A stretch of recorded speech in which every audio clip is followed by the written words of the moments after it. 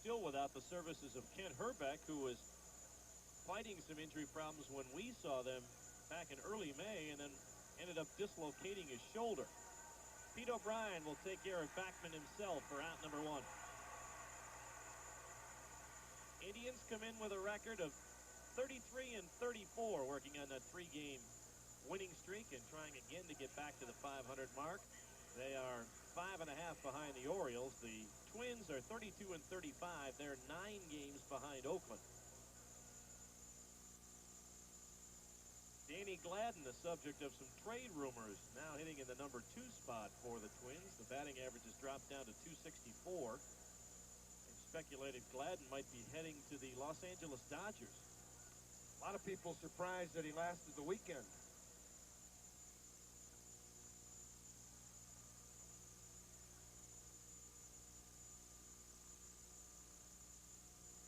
What do you attest, if there's anything, Mike, to the continued success of Tom Candiotti here at home? Maybe just comfortable surroundings, confines. I don't know. It's you always get your last at bat. Well, that's true. But it's, you know, Charlie Huff, a knuckleballer. I don't know if it has anything to do with pitching the knuckleball in a pretty big ballpark. You get the prevailing wind in off the lake. And then, go ahead. Excuse me, Jack, but you get in a groove, you get a confidence going, and you go out there every time and expect to win. Well, he has certainly been effective here. And that has certainly been something that Doc Edwards has wanted to take advantage of as much as possible. Easy pop-up in the infield, although the wind brings Fermin almost to the pitcher's mound for out number 2. The Indians have been in a situation this year where they have not gotten many opportunities at home for Greg Swindell, who is unbeaten at home. Likewise, Candiotti, they're your top 2 men in your rotation. You want to give them as many home game starts as possible. Here's one of the best players in baseball, Kirby Puckett. Kirby is down on himself for his lack of home runs this year, just 4 of them, as you saw on his numbers. But here we are, the Twins playing their 68th game of the season, and Kirby has 25 doubles. That's a season for a lot of people that they'd be very happy.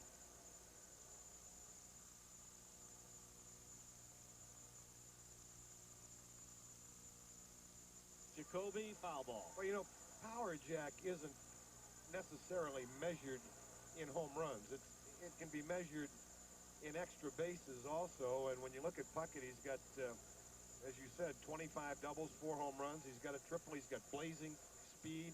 He plays well in the outfield. There are just so many things that he can do. You know, I don't know if the home run ball is that necessary. Of course, in this age of players being concerned about statistical productivity, some guy may say, well, that's going to cost me some money, instead of worrying about whether it's going to win ball games. 1-2 pitch to Puckett. 2 balls and 2 strikes, 2 outs, nobody on. First inning here at the stadium, no score. To tell you, our contestant tonight in the Snapper Channel 43 Mow 'em Down with the Tribe contest is William Schnell from Uritzville. If an Indians pitcher strikes out the side tonight without a run scoring, Williams going to win himself a Snapper High-Vac self-propelled mower. Well, the Twins' problem is not offense. You look at up and down that lineup, even without Herbeck in there tonight, they've got 300 hitters. And Puckett's got himself a base hit. A 2-out single for Kirby Puckett. Yeah, you're right. You look at the numbers of Minnesota. They are averaging better than 5 runs a ball game, just over 5 runs a game. The Indians are averaging less than 4 runs a ball game, and the Indians have won more ball games than the Twins. The Twins team earned run average is 4.33, the Indians 3.47, and a run difference there is very significant. Veteran Jimmy Dwyer, the designated hitter tonight. Andy throws one of his rare fastballs, strike one.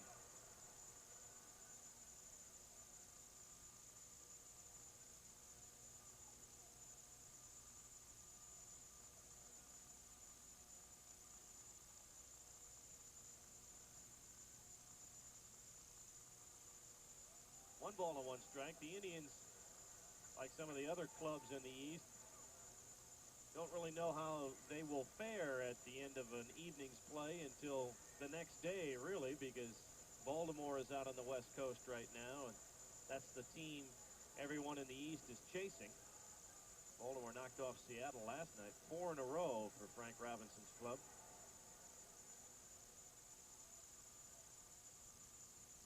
Maybe the most significant stat for the Orioles, they are 18 and 12 on the road.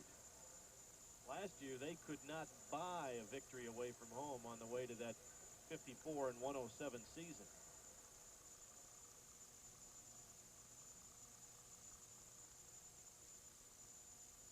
In fact, the Orioles are the only team in the Eastern Division above 500 on the road. They're the only team above 500, period. The hit and run was on. Dwyer fouled it off. 1 ball and 2 strikes on Jimmy as Puckett will retreat to first.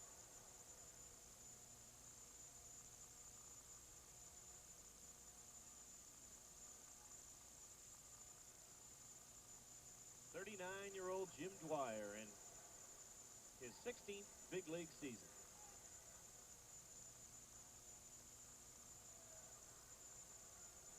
Well, here's a guy that was just born to hit. That's what he does best. He fills the DH role very well. Of course, for many years with Baltimore, came off the bench as a pinch hitter.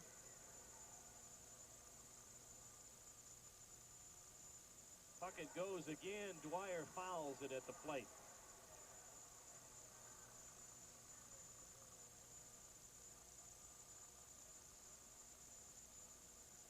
Manager Tom Kelly trying to create something here with 2 outs in the first inning. Puckett has stolen 5 bases, but not a guy you can consider a steal threat. But this is just the Twins trying to generate something here.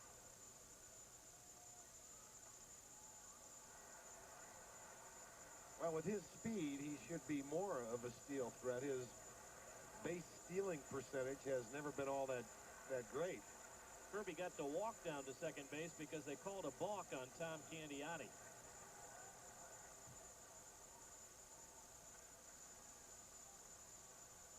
Balk number 11 on the year for the Tribe. The bulk of those belong to Bud Black. But Candy called for the balk here, and now a man in scoring position for Dwyer. Count holding at 1-2.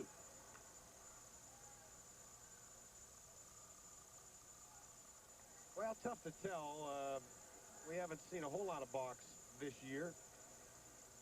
They deleted, did they not, that discernible stop from the rule book this year.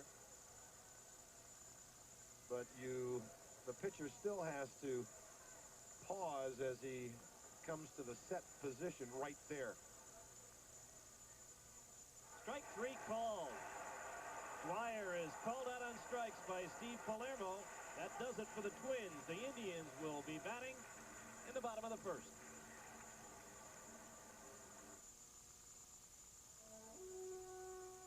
I'm sure he's coming. He'll be here. As long as I've known Tom. I need help. He's there. We're still short-handed. Yep. Very glad to see you. Reckon you are. Stay with you? Figured you wouldn't mind.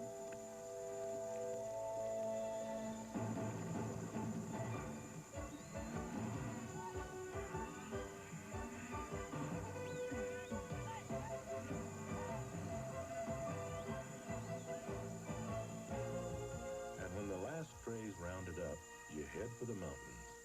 Boy. And the beer that goes down smooth as the mountain stream. Well, sure are you one. How about this one here? Head for the mountain of Bush beer. Well, Kentucky Fried Chicken's got a great new summer deal now. You get a 10-piece bucket and more. Fun Pack Meal, just $10.99. 10 pieces of original recipe chicken.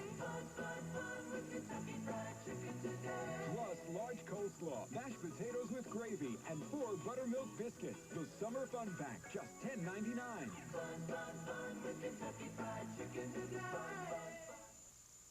Like in Oldsmobile, Mercedes-Benz, Volvo, just 20 minutes from Beechwood Place or downtown. More people are buying from Lycan today than ever before. Maybe you should too.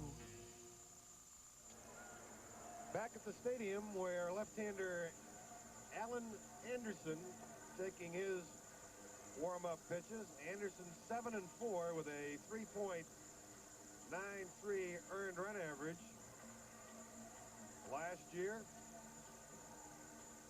16-9 with the Twins and a 2.45 earned run average. Was the first Twin ever to lead the league in earned run average. Controversial, and we'll talk about it. But off to another good start this year. Actually, he was off to a slow start. He has come on of late. Was lit up fairly well early in the year. Had some back problems, but has been very consistent of late. No decision his last time out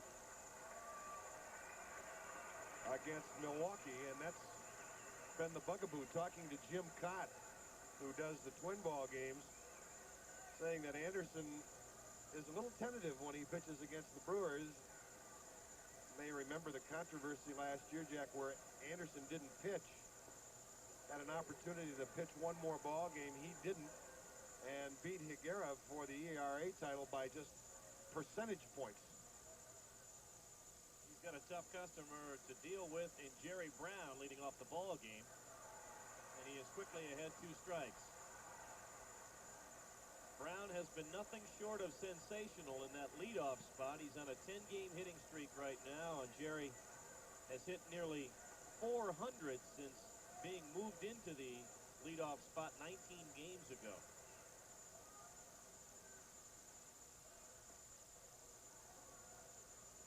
Anderson can give you the fastball and the slider. He likes to move it around in the strike zone. He's got an outstanding changeup. People say that's when he really took off, when he started throwing the change. A lot like Viola in his approach.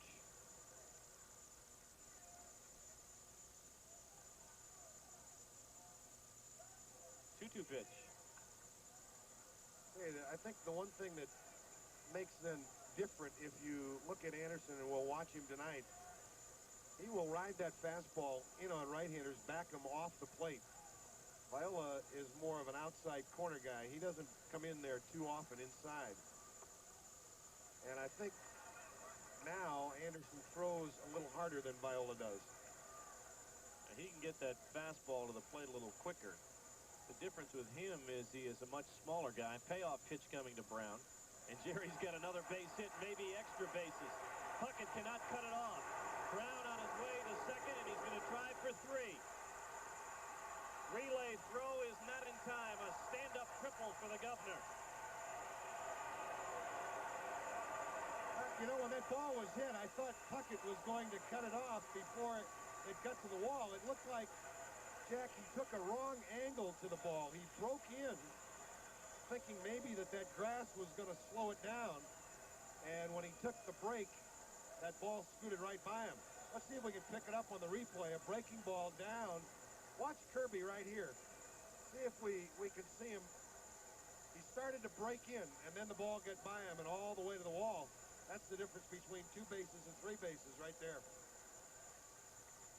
Third triple of the season for Jerry Brown. And newcomer Danny Schaefer has a chance for an RBI in his first at bat in an Indians uniform. He doesn't know what's happened already this year, so maybe that's a good thing with runners at third base and less than 2 outs. See if he can get a run home here. Danny was on fire for Mike Hargrove's Sky Sox over the last month, and when it was decided to send Louis Medina down, Schaefer was the best right-handed hitter to bring up. He pounds it on the ground, but Backman playing in close can retire him with Brown holding at third.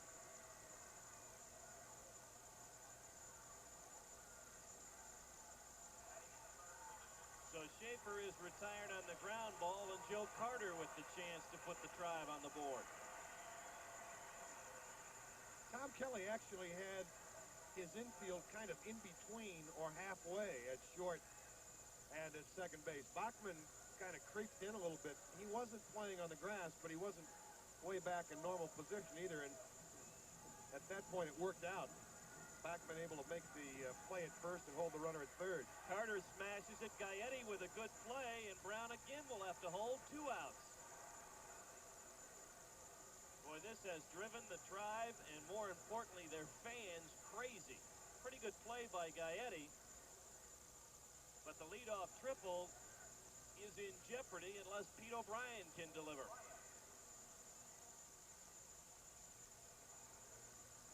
Anderson threw a good pitch there, and Carter, who likes to pull the ball, could do nothing with it but pound it into the ground towards Candiotti.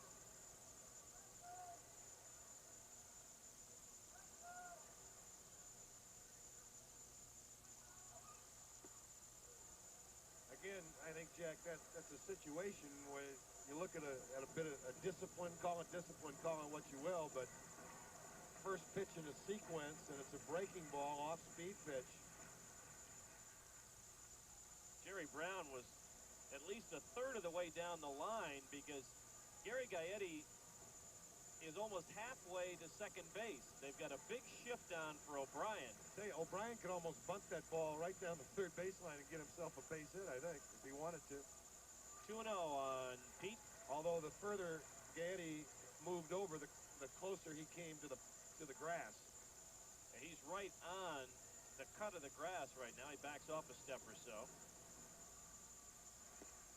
Breaking ball missed again. 3 balls and no strikes on O'Brien. Now, Pete has had good success against left-handers. He hit a home run against Anderson in the ball game earlier this spring. I'd be willing to bet you he has the green light here if he wants it. On 4 pitches, Pete O'Brien is aboard, so men on the corners with 2 out for Corey Snyder. For O'Brien, his 42nd walk of the year. He's number 4 in the league.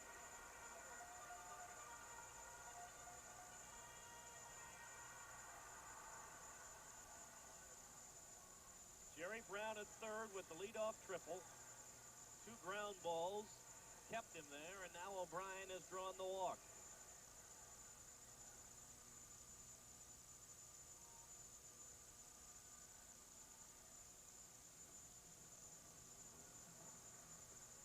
Breaking ball again misses.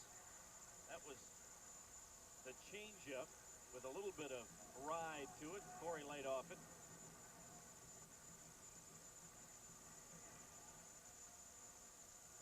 The change again. 1 ball and 1 strike.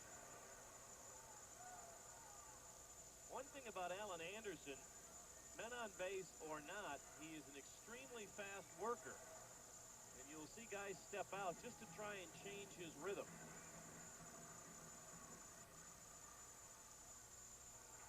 Now 1 ball and 2 strikes on Corey.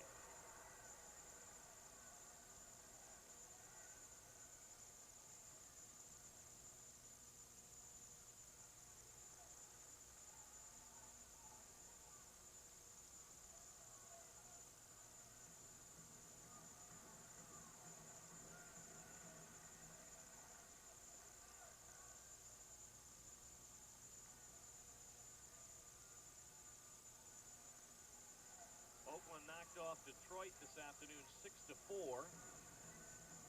2 runs, 6th inning, providing the difference for the Athletics. Corey to left field. It's going to drop for a base hit. The Indians take a 1-0 lead as Corey Snyder delivers his 32nd run batted into the year. Boy, that's a positive sign. Well, it's a big lift for Corey and the ball club, too, Jack. When you have had problems scoring the way the Indians have with runners in scoring position, less than 2 outs, and then all of a sudden, first inning of a ball game, it happens again. To get a big 2-out clutch base hit really gives the ball club a lift. Boy, stayed down on that breaking ball on the outside part of the plate. Danny Gladden slipped a little bit as he chased that ball down in the corner. Brooke Jacoby now the batter. tell you, you come up empty there, and that really swings the momentum over to Minnesota. It pumps Anderson up.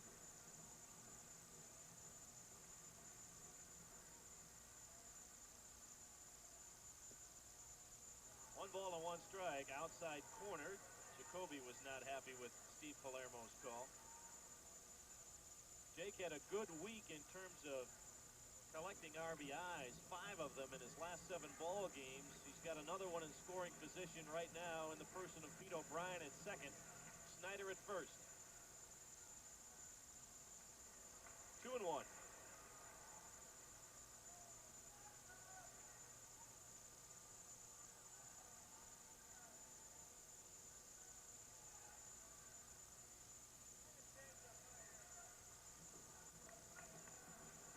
Jacoby has taken Anderson deep. That was in early May right here at the stadium when the Tribe swept a doubleheader from the Twins.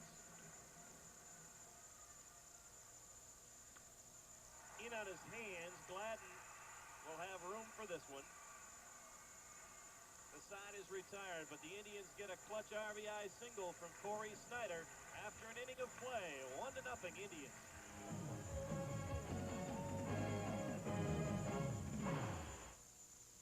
Nobody outsells Marshall Ford. Clevelanders come back to Marshall Ford again and again for excellent service and value.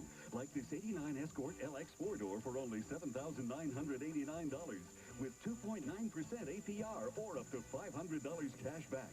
Automatic transmission, electric defrost, tinted glass, power brakes and steering, AM/FM stereo, and Ford's fabulous 6-year, 60,000-mile warranty. Cleveland Marshall Ford. Nobody outsells Marshall Ford. One of my guys was hurt on the job. The company knows it wasn't his fault, but they still called their attorney. Compensation for negligence is simple justice. Yeah, I feel bad. And so does everyone else. And what's the company doing about it? Protecting itself. Nurnberg Pleven has represented over 50,000 personal injury victims. I told him to call Nurnberg Pleven. Not to get even, just to make it fair. Nurnberg Pleven, attorneys at law since 1929. Heavy winds and thunderstorms are still hitting the tri-state area. More than an inch of rain has already fallen. The National Weather Service. Dispatcher to 432. Need you to go to switch 4006. When the weather is at its worst, your power company is at its best, working to keep your electricity on so you can be comfortable and secure. You can count on us. Here's the good news. The weatherman says the rain should stop by morning. We do good things together. Back here at the stadium, 1-0 Indians as we move into the second inning, and you're watching Tribe Baseball on WUAB TV, Channel 43, serving Lorain, Cleveland. Here's truly Jack Corrigan along with Mike Egan. Our next telecast will be coming up this weekend when we do 3 from Texas, and we've got a special broadcast before the game Saturday night. We're going to talk about that a little bit more later on this evening. Gary Gaetti will lead off the second inning for these Minnesota Twins. Breaking ball for a strike. Gaetti, the American League Player of the Week. He's hit 4 home runs in his last 6 ball games. 7th in the league in homers, 3rd in runs batted in.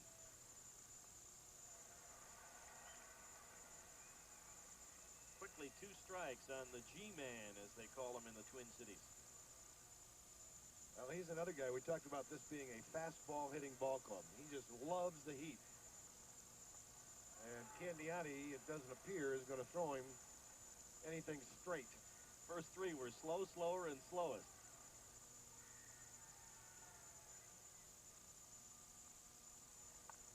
Off of Candiotti's leg, and Gaetti will have a base hit. I don't know if that caught Tom in the ankle or above the ankle or down around his shoe. I think it might have gotten the shoe as it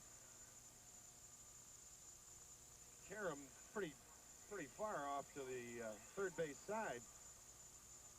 Jimmy Warfield and Paul Spacuzza, the trainers, made no move to come out, so apparently it was hit right off the heel of the shoe. So Gaetti gets the second hit of the night for the Twins.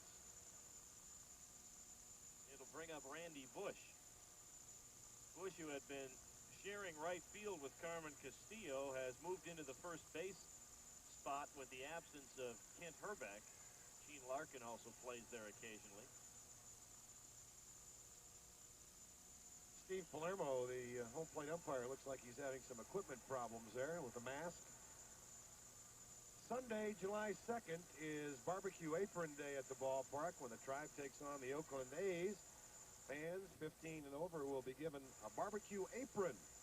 Compliments of Delta Faucet. Get your tickets through Ticketmaster or through the Indians. There's a look at the barbecue apron. We had that modeled for us. Yeah, John Sterrett, John the Sterrett director of came in. promotions for the Tribe. John looked stunning in He his did. apron, didn't he? But his had been used. There was a little barbecue sauce on it, stains from the weekend. Were right. In that ball game at Oakland this afternoon, the A's snapped a 4-game losing streak on a 2-run pinch hit home run by Terry Steinbach off of Brad Havens. Remember Brad? Now pitching for the Tigers.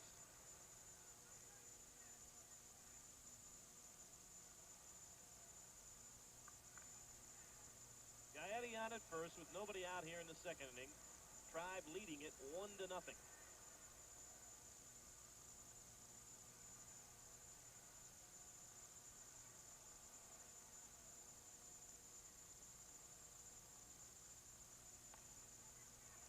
Slice the opposite way, but it'll make the chairs beyond the Twins bullpen. 1 ball and 1 strike.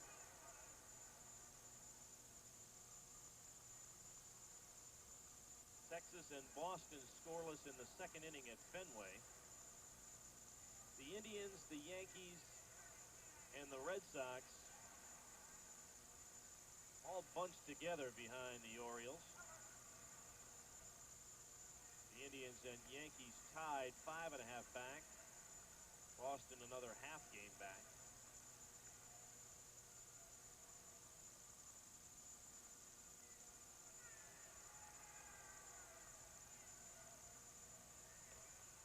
Fastball misses, and it's 3-1 to Randy Bush. Still hard to believe that the Orioles would be 10 games above 500 on June 20th. They will send their ace, Jeff Ballard, tonight at Seattle against Randy Johnson, who has won his first 3 decisions in a Mariners uniform. That trade may turn out to be very beneficial to Seattle. I think he has to duck when he walks into the Kingdome. Wow, 6'10". Candiotti goes. Bush pops it in foul territory. It'll be back into the seats. I think that might unnerve you a little bit at the Especially plate. if you're a lefty. Yeah. 6'10", and they say occasionally he will drop down 3/4. He looks like he must look like he comes out of foul territory someplace. Well, that is the last ball club that we will see on the road. We'll be in Seattle just before the All-Star break.